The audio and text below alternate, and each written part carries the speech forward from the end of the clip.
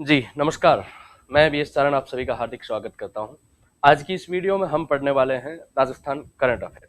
पिछले 7-8 महीने की करंट अफेयर की बहुत इंपॉर्टेंट घटनाएँ जो आपके आने वाले एग्ज़ाम्स के लिए बहुत इंपॉर्टेंट रहने वाली है। चाहे आप वीडियो के एग्ज़ाम की बात करें, कंप्यूटर अनुदेशक की बात करें, सेकंड ग्रेड की बात करें, जो-जो महत्वपूर्ण एग्ज़ाम्स आपके होने वाले हैं, उन सब के लिए ये क्लास बहुत इंपॉर्टेंट रहने वाली है। इस क्लास में मैंने पिछले 6-7 महीने की क्रोनोलॉजी का बहुत अच्छा-सा सार जो राजस्थान से रिलेटेड है भास्कर और पत्रिका का महत्वपूर्ण संकलन जो आपके एग्जाम से रिलेटेड है वो सारी इस वीडियो में मैं आप लोगों को बताऊंगा। तो आशा करता हूं कि ये वीडियो आपको अच्छा लगेगा और आपके लिए बहुत उपयोगी रहेगा। आप कमेंट में जरूर बताना कि आपको अंत में ये वीडियो कैसा रहा। नोटबुक और कॉपी लेकर के आप लोग बैठिएगा और जो जो मैं इस वीडियो के माध्यम से बताऊं उसको आप लोग जो है वो साथ साथ नोट कर लीजिएगा ताकि आपके एक बार और जो है वो लिखित रूप से रिवाइजन हो जाए। चलिए, यहाँ कुछ एक योजनाएं जो जो महत्वपूर्ण घटनाएं हुई है सबके बारे में हम पढ़ेंगे। स्मार्ट शहर पहला जो अपना करंट अफेयर का क्वेश्चन है वो है मुख्यमंत्री चिरंजीवी योजना। मुख्यमंत्री चिरंजीवी योजना एक योजना है जो आपको ध्यान रखना है हेल्थ स्कीम से संबंधित है। तो एक तो आपको ध्यान रखना है, सीधा क्वेश्चन आ सकता है कि मुख्यमंत्री चिरंजीवी योजना किससे संबंधित है। तो स्वास्थ्य से संबंधित ये योजना है, हेल्थ से संबंधित ये योजना है। 1 मई 2021 को 1 मई 2021 को ये योजना प्रारंभ की गई थी और अभी वापस 1 मई 2022 को इस योजना में कुछ बदलाव किए गए थे। एक तो आपको ध्यान रखना, इस योजना के तहत जो बीमा की स्कीम थी 5 लाख, उसको बढ़ाकर के कितनी कर दी गई है, 10 लाख रुपए कर दी गई है। 10 लाख रुपए जो है वो स्वास्थ्य बीमा की योजना जो वो बढ़ा दी गई है। पहले 5 लाख थी, उसको 5 लाख और बढ़ा दिया गया है।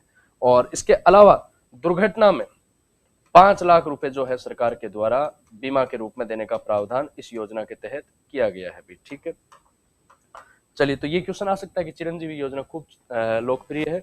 स्वास्थ्य से संबंधित ये योजना कब शुरू की गई, तो 1 मई 2021 को ये प्रारंभ की गई। नेक्स्ट है स्मार्ट सिटी प्रोजेक्ट, स्मार्ट शहर योजना। भारत के टॉप 100 शहरों में, इंडिया के कितने 100 शहरों में, 100 शहरों में भारत के टोटल 100 सिटी जो है, 100 शहर जो है, उनके लिए एक प्रोजेक्ट इंडियन गवर्नमेंट की तरफ से चलाया गया स्मार्ट शहर योजना। आपको राजस्थान से संबंधित याद रखना है। पूछा जा सकता है कि राजस्थान के कितने शहर इसमें शामिल किए गए हैं। तो आपको ध्यान रखना, राजस्थान के 4 शहर, 4 सिटी जो है वो इस प्रोजेक्ट में शामिल की गई। फिर पूछा जा सकता है कि कौन सा शहर स्मार्ट सिटी योजना के तहत राजस्थान का शामिल किया गया या नहीं किया गया, ऐसे क्वेश्चन आ सकते हैं। तो जो जो शहर शामिल किए गए उनको आपको याद रखना है। 4 शहर कौन कौन से हैं, तो एक तो जयपुर, जयपुर, एक कोटा, एक अजमेर और एक उदयपुर। राजस्थान के ये 4 शहर जो है ये आपको ध्यान रखना इस प्रोजेक्ट में शामिल है, स्मार्ट सिटी प्रोजेक्ट में, स्मार्ट शहर योजना में। भारत के टोटल 100 शहर और उसमें राजस्थान के कितने शहर लिए गए हैं, तो 4 शहर। कौन कौन से लिए गए हैं पूछा जाएगा। एक इनमें से नहीं होगा, 3 इनमें से कोई एक होगा, तो याद रखना है जयपुर, कोटा, अजमेर और उदयपुर। चलिए, नेक्स्ट है ग्रीन एग्रीकल्चर प्रोजेक्ट। बहुत अच्छी स्कीम है ग्रीन एग्रीकल्चर प्रोजेक्ट। है क्या ग्रीन एग्रीकल्चर, जहां पे भी ग्रीन शब्द आए इसका मतलब ये एक तरह से प्रकृति से संबंधित, हरित गृह प्रभाव से संबंधित, आपको ध्यान रखना पर्यावरण से संबंधित कोई ना कोई प्रोजेक्ट है। और ऐसी योजनाएं हमेशा पूछी जाती है जो पर्यावरण से रिलेटेड होती है, प्रकृति से रिलेटेड होती है। तो ये जो ग्रीन एग्रीकल्चर प्रोजेक्ट है ये 2 जिलों में चलाया गया है, बाड़मेर और जैसलमेर। एक क्वेश्चन तो ये आ सकता है कि ग्रीन एग्रीकल्चर प्रोजेक्ट किन 2 जिलों में चलाया गया, तो बाड़मेर और जैसलमेर।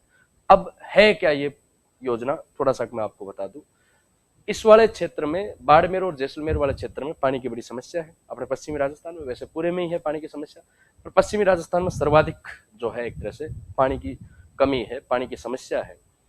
जो पानी या जल की उपलब्धता है उस उपलब्धता को कैसे एक तरह से संरक्षित किया जाए, पानी का जो वेस्टेज है उसको कैसे खत्म किया जाए, मतलब एक तरह से जो है जल स्तर, इस जल स्तर को कैसे सुधारा जाए। अपने जो परंपरागत जल संरक्षण के तरीके हैं,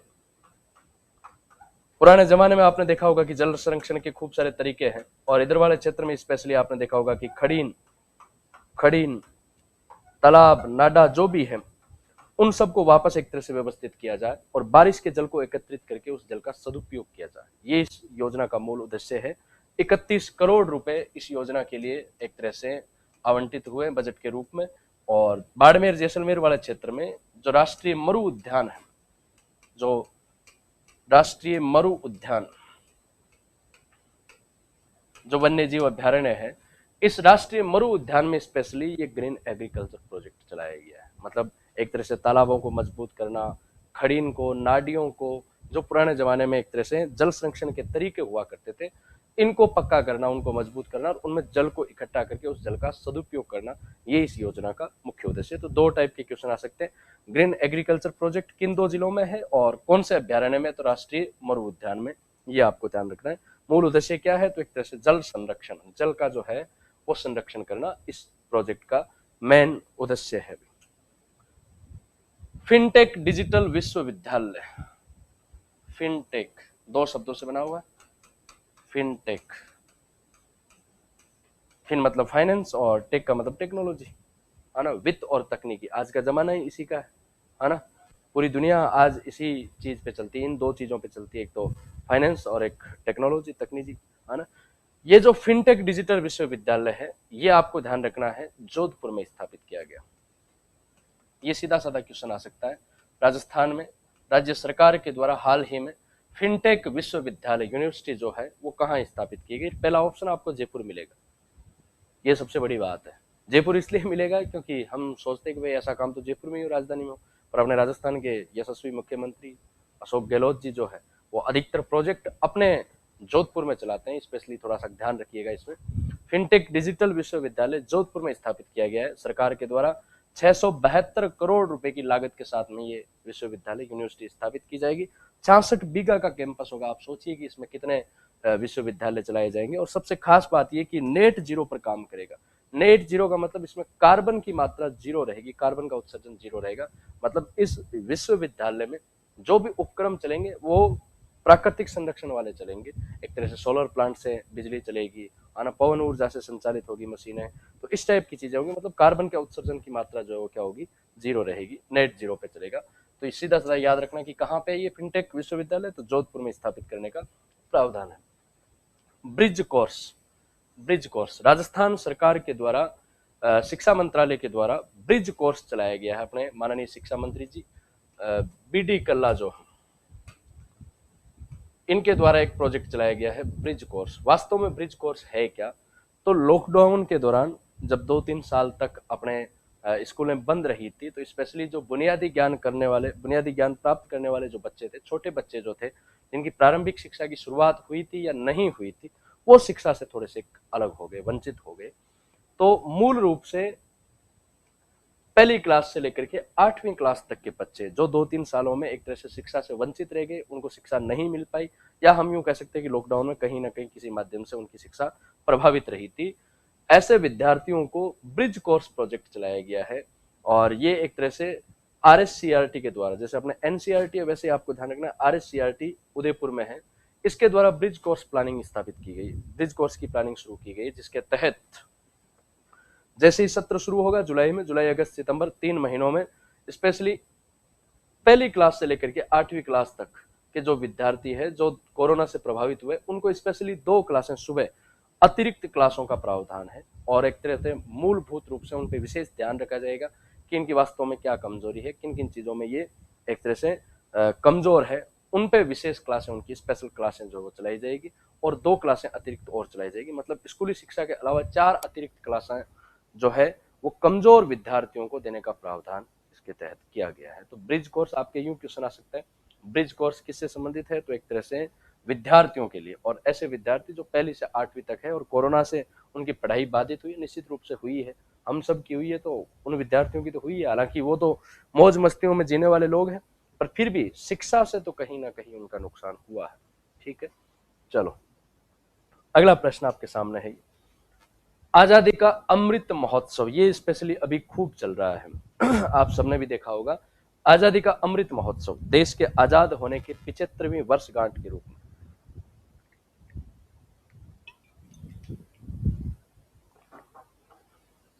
पूरे भारत में एक तरह से स्वतंत्रता की 75वीं वर्षगांठ मनाई गई है। आजादी की 75वीं वर्षगांठ मनाई जा रही है और सब जगह अलग अलग एक तरह से आजादी की रैलियां निकाली जा रही है, आजादी का अमृत महोत्सव मनाया जा रहा है। खास बात यह है कि आजादी के अमृत महोत्सव कार्यक्रमों में राजस्थान पूरे देश में अव्वल है। इन कार्यक्रमों में राजस्थान जो है ये पहले नंबर पर है आजादी के अमृत महोत्सव कार्यक्रमों में। ठीक है, 75वीं वर्षगांठ पर सब जगह अलग अलग जगह से एक तरह से आजादी के अमृत महोत्सव कार्यक्रमों का आयोजन किया जा रहा है। उनमें राजस्थान जो है वो अव्वल रहा है, ये आपको ध्यान रखना।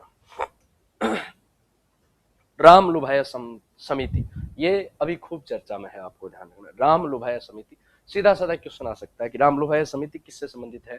तो अभी आपने देखा होगा कि खूब नए जिलों को गठित करने की मांग उठाई जा रही है ना।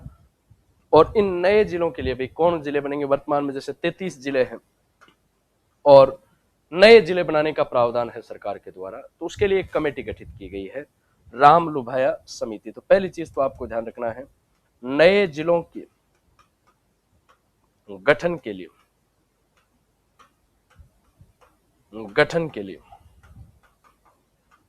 ये समिति गठित की गई। इस समिति के आधार पर राजस्थान में नए जिले बनेंगे। इससे पहले हमने देखा 2008 में नवीनतम जो 33वां जिला बना था वो प्रतापगढ़ बना था। ठीक है, 26 जनवरी 2008 में नवीनतम जिला बना था प्रतापगढ़ जिला। उसके बाद में कोई जिला नहीं बना। ठीक है, उससे पहले करौली बना था, उसके पहले हनुमानगढ़ वगैरह ये बने थे, पर लास्ट में इन 2008 से 2022 तक कोई जिला नहीं बना। नए जिले के गठन का प्रावधान है, कई जगह पर समितियां गठित की गई है, कई अलग अलग क्षेत्र से मांगे आ रही है कि हमें जिला बनाया जाए, और इस कमेटी के आधार पर नए जिले का गठन होगा। जैसे मैं डीडवाना से बिलोंग करता हूँ, तो मेरे डीडवाना को भी जिला बनाने की मांग चल रही है। ठीक है, कि भाई नया जिला जो है वो गठित होना चाहिए। ठीक है, 2008 में लास्ट जिला बना था प्रतापगढ़। आप लोगों को कमेंट करके बताना है कि प्रतापगढ़ जिला कौन सी समिति की सिफारिश पर गठित किया गया था, उसके लिए कौन सी समिति का गठन किया गया, आपको कमेंट करके बताना। मैं आपका कमेंट पिन करूंगा। देखिए सबसे पहले किसका आता है, तो राम लुभाया समिति फिर से गठित की गई, जिसके आधार पर राजस्थान में नवीनतम जिले अब बनने वाले हैं। तो सीधा क्वेश्चन आएगा कि राम लुभाया समिति किससे संबंधित है, या ऐसे क्वेश्चन आ जाएगा कि हाल ही में नए जिलों के गठन के लिए कौन सी समिति का गठन किया गया, तो राम लुभाया समिति। पद्म पुरस्कार, ये वेरी मोस्ट क्वेश्चन है। पद्म पुरस्कार भारत सरकार के द्वारा जो पुरस्कार दिए जाते हैं उसमें 3 श्रेणी के पद्म पुरस्कार होते हैं। सबसे बड़ा जो पद्म पुरस्कार होता है वो होता है पद्म विभूषण। पद्म विभूषण, उसके बाद में पद्म भूषण, पद्म भूषण और पद्मश्री, और इनसे भी सबसे बड़ा जो अवार्ड होता है वो होता है भारत रत्न। भारत रत्न, भारत का सर्वोच्च मान सम्मान कोई है, पुरस्कार है, तो वो कौन सा है, वो है आपके भारत रत्न। इसके बाद में पद्म विभूषण होता है, उसके बाद में पद्म भूषण होता है, पद्मश्री होता है। भारत के प्रेसिडेंट के द्वारा ये अवार्ड दिए जाते हैं। ये 2 पुरस्कार इस बार राजस्थानियों को मिले हैं, पद्म भूषण और पद्मश्री। संख्या पूछी जा सकती है, किनको किस क्षेत्र में मिला, ऐसा पूछा जा सकता है। तो ध्यान रखना, पद्म भूषण 2 व्यक्तियों को मिला है। एक तो देवेंद्र झाझड़िया, अपने बहुत प्रसिद्ध खिलाड़ी हैं, पैरा एथलीट के खिलाड़ी है देवेंद्र झाझड़िया, आपको ध्यान रखना है। जेवलिन थ्रो के प्रसिद्ध खिलाड़ी है। ठीक है, तो देवेंद्र झाझड़िया को पद्म भूषण दिया गया।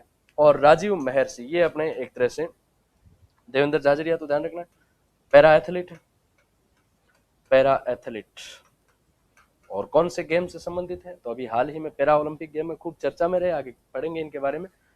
ये है आपके जेवलिन थ्रो, भाला फेंक, तू भी है राणा का वंशज, फेंक जहां तक भाला जाए, है जेवलिन थ्रो।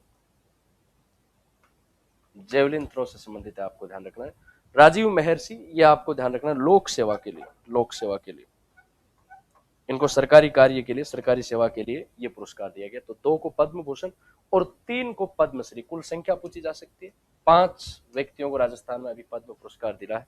ठीक है, एक तो आपको ध्यान रखना है अवनी लेखरा, अवनी लेखरा भी आपके पैरा एथलीट है, आपको ध्यान रखना है। पैरा शूटर, 10 मीटर राइफल में इन्होंने गोल्ड मेडल इस बार पैरा ओलंपिक में जीता था, जयपुर की है अवनी लेखरा, पैरा शूटर। चंद्र प्रकाश द्विवेदी, ये फिल्म निर्माता है, फिल्म निर्माता, इनको मिला है, सिरोही के हैं ये, सिरोही के। और रामदयाल शर्मा, ये आपके भरतपुर के, भरतपुर के नौटंकी के प्रसिद्ध कलाकार है, अभिनेता और नौटंकी, अपने जो पूर्वी राजस्थान की एक लोक नाट्य है नौटंकी, उसके प्रसिद्ध कलाकार है रामदयाल शर्मा। तो आपके यूं भी आ सकता है कि रामदयाल शर्मा किस लोक नाट्य के प्रसिद्ध कलाकार है, तो आपको ध्यान रखना है नौटंकी के हैं, इनको इस बार पद्मश्री अवार्ड दिया गया। तो 5 टोटल पद्म पुरस्कार अपने मिले, 2 पद्म भूषण और 3 पद्मश्री। सिद्धार्थ जोशी, हाल ही में सिद्धार्थ जोशी किस चीज के लिए प्रसिद्ध रहे? राजस्थान के सिद्धार्थ जोशी भारत सरकार के द्वारा युवा सांसद सम्मेलन रखा गया था, युवा संसद सम्मेलन, जिसमें देश के युवाओं को एक तरह से संसद में आमंत्रित किया गया था और देश के युवाओं के साथ में कन्वर्सेशन की गई थी।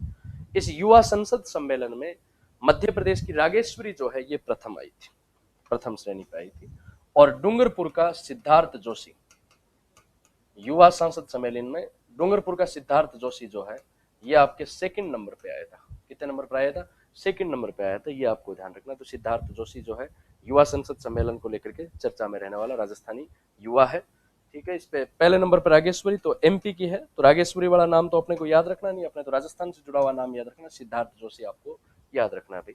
चलिए, बैतुल बेगम, बैतुल बेगम कौन है? बैतुल बेगम तो आपको ध्यान रखना प्रसिद्ध मांड गायिका है, मांड गायिका। अपने बाड़मेर जैसलमेर वाले क्षेत्र में मांड गायन की एक परंपरा होती है, एक तरह से जो फोक सॉन्ग गाए जाते हैं वो मांड गायन शैली में गाए जाते हैं। अपने अल्लाह जिला बाई है, बन्नो बेगम है, मांगी बाई है ना, जमीला बानो है, वैसे ही बैतुल बेगम जो है वो मांड गायिका है।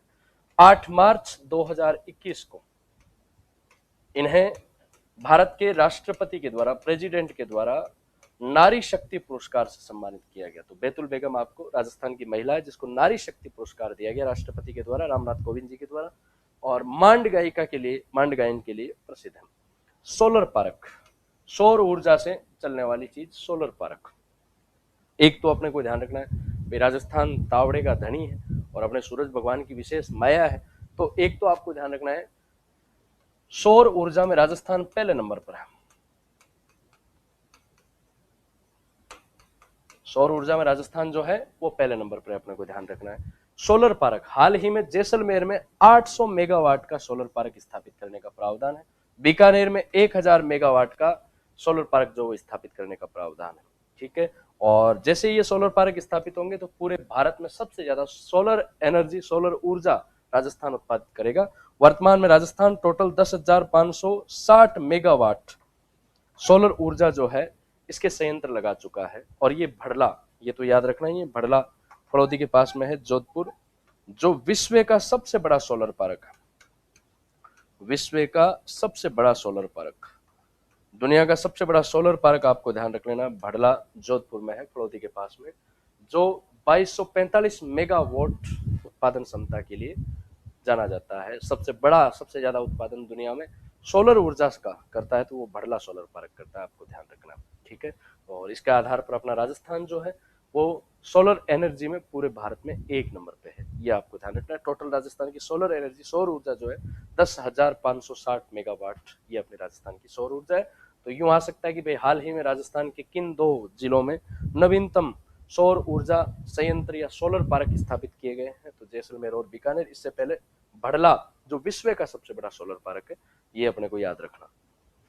अगला क्वेश्चन, सीमा भवानी यात्रा एक प्रोजेक्ट है, एक योजना है, सीमा भवानी यात्रा। सीमा का मतलब बॉर्डर, भवानी, भवानी का मतलब देवी, मतलब नारी शक्ति से संबंधित है क्या? तो बीएसएफ के जो कैंडिडेट है, स्पेशली जो बीएसएफ के जो महिला सैनिक है, उन महिला सैनिकों के द्वारा बाइक से, आपको ध्यान रखना, मोटरसाइकिल से पूरे भारत में 5000 किलोमीटर की यात्रा की जाएगी।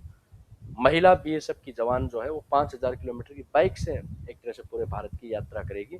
इसका मूल उद्देश्य है महिला सशक्तिकरण और जागरूकता। जब बीएसएफ की महिला जवान 5000 किलोमीटर की पूरे भारत की यात्रा करेगी तो निसंदेह एक तरह से जागरूकता बढ़ेगी। उनका मूल मोटो जो है वो स्पेशली लड़कियों को जागरूक करना और महिला सशक्तिकरण को बढ़ावा देना, और स्पेशली भारतीय लड़कियों को एक तरह से डिफेंस से जोड़ने का काम इस प्रोजेक्ट के तहत किया गया। तो सीमा भवानी यात्रा आपको ध्यान रखना है, बीएसएफ के द्वारा जारी किया गया। इसका मूल उद्देश्य क्या है? महिला सशक्तिकरण और जागरूकता, ये इसका मूल मोटो है, मूल उद्देश्य है, आपको ध्यान रखना है। ये एक अच्छा क्वेश्चन है। यहाँ पर ये मान के चलिए कि एक क्वेश्चन यहाँ से, इनमें से आने की प्रबल संभावना रहती है। एक तरफ अपने राजस्थान के हाल ही में कुछ नए बोर्ड गठित किए गए हैं और एक तरफ उनके अध्यक्ष है, तो ये जो मुझे अच्छे लगे, मुझे जो मोस्ट लगे, उसके हिसाब से मैंने ये तैयार किया। तो इनमें से एक आपको देखना ही, हाल ही में किसान आयोग गठित किया गया। किसान आयोग के अध्यक्ष बनाए गए हैं महादेव सिंह खंडेला, याद रखना है, आपको ध्यान रखना है। और ये जितने आयोग हैं, इनके जो अध्यक्ष होते हैं बाकायदा मंत्रियों के बराबर इनकी रैंक होती है, आपको ध्यान रखना है। राजस्थान राज्य अल्पसंख्यक आयोग, इसके हैं रफीक खान, इनके नाम याद रखने, 2-3 बार इनको पढ़ना। राजस्थान राज्य अनुसूचित जाति एससी आयोग के अध्यक्ष है खिलाड़ी लाल बेरुआ। अनुसूचित जनजाति एसटी आयोग, इसके अध्यक्ष है श्री लक्ष्मण मीणा। और राजस्थान राज्य ओबीसी के आयोग है भंवरू खान। राजस्थान राज्य महिला आयोग, ये अपने आप में बहुत इंपॉर्टेंट हो जाता है, ध्यान रखना। महिला आयोग खूब बार पूछा गया है। तो इसके जो वर्तमान में अध्यक्षा है वो है रेहाना रियाज चिश्ती। और आरटीडीसी, राजस्थान पर्यटन विभाग, राजस्थान टूरिस्ट डेवलपमेंट जो है, इस पर्यटन विभाग के वर्तमान में अध्यक्ष है धर्मेंद्र सिंह राठौड़। तो ये बोर्ड वाले थोड़े से स्पेशली याद रखें, हाल ही में नए बोर्ड गठित किए गए हैं और इनके अध्यक्ष आपको ध्यान रखना है। टाइगर रिजर्व अपने आप में बहुत इंपॉर्टेंट, आपको ध्यान रखना है टाइगर रिजर्व। इससे पहले जो सबसे लेटेस्ट क्वेश्चन मैंने आपको एक दिन पहले ही मेरे चैनल पर अपलोड कर दिया था, हाल ही में जो नया कंजर्वेशन 16वां कंजर्वेशन है, ये आपको याद रखना ही है। कंजर्वेशन जो है वो रणखार जालौर में स्थापित किया गया है, रणखार जालौर, ये तो याद रखना ही रखना। 16वां कंजर्वेशन है, नवीनतम कंजर्वेशन है रणखार। और ये रणखार आपके जालौर में। कंजर्वेशन होता है क्या, तो किसी नेशनल पार्क और एक तरह से कोई दूसरे पार्क के बीच का बायोस्फीयर जो होता है, बफर जोन होता है, उसको कंजर्वेशन कहते हैं। और ये जंगली गधों के लिए प्रसिद्ध है।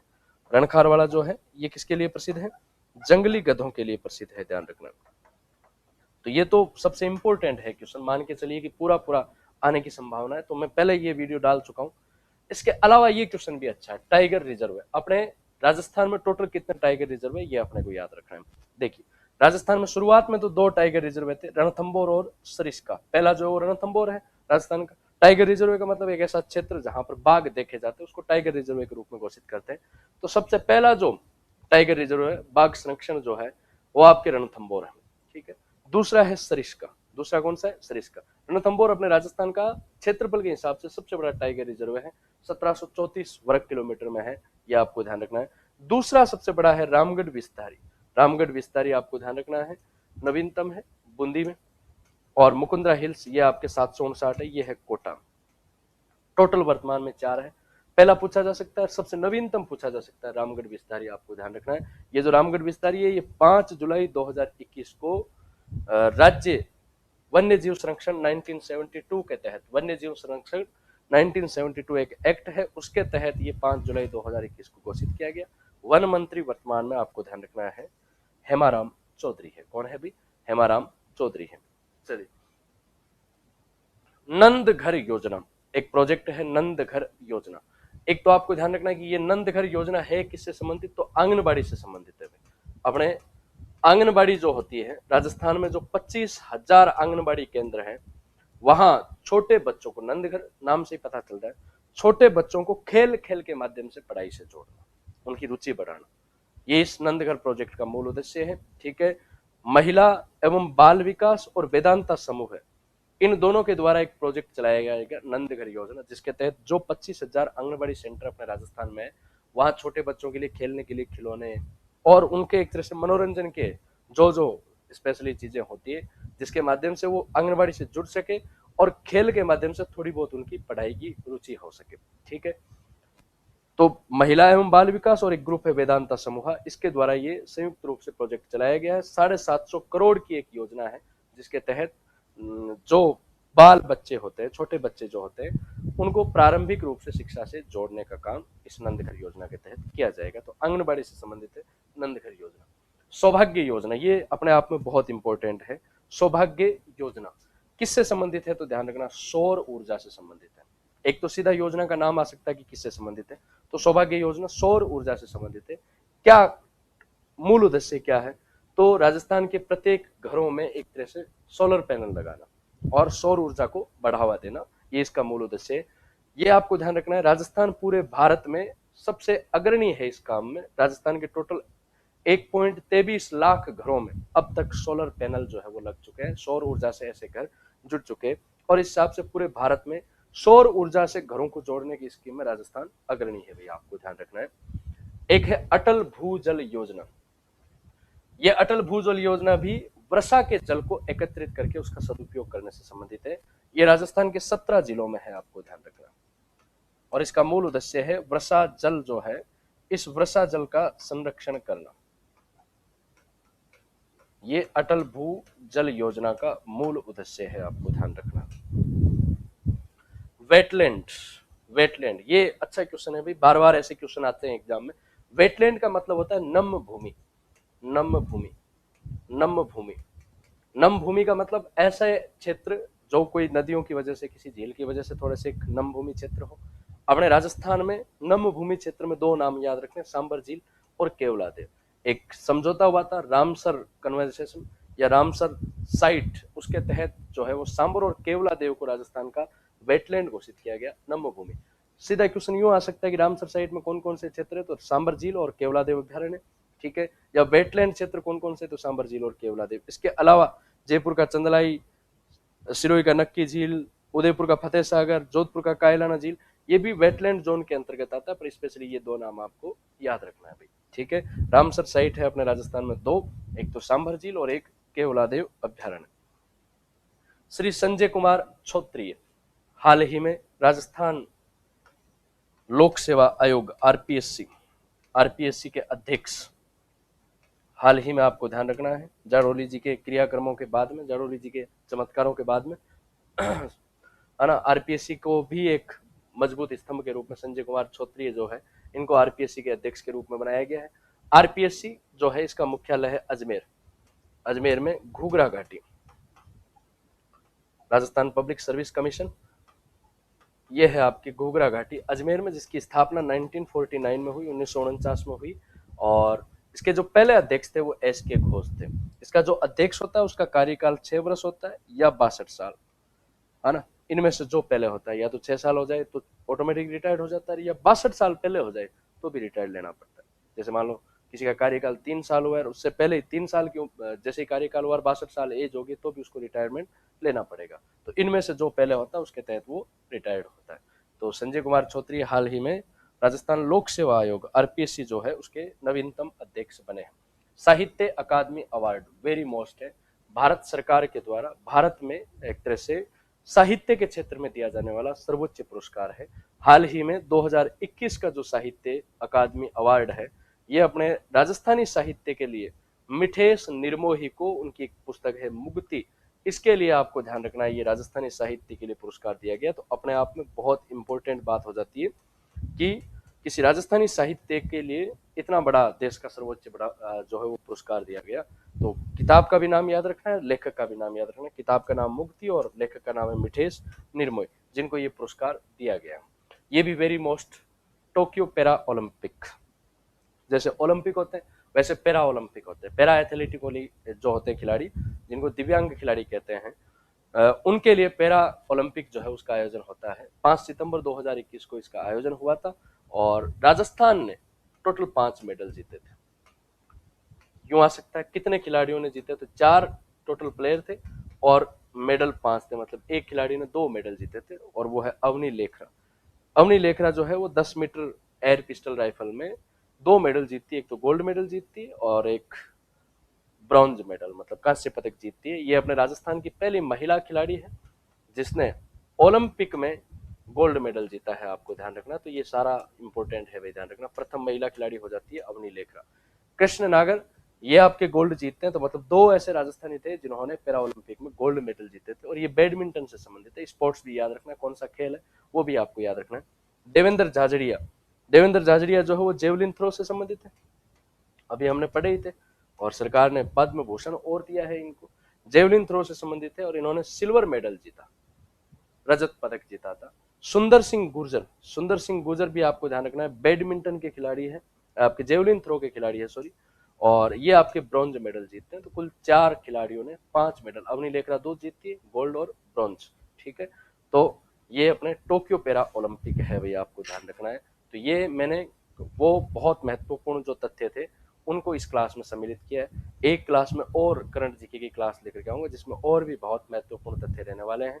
आप लोग कमेंट करके बताएंगे कि ये क्लास आप लोगों को कैसी लगी और कितनी उपयोगी आपको लगती है। क्लास अगर अच्छी लगे तो शेयर जरूर कीजिएगा। धन्यवाद। जय जय राजस्थान।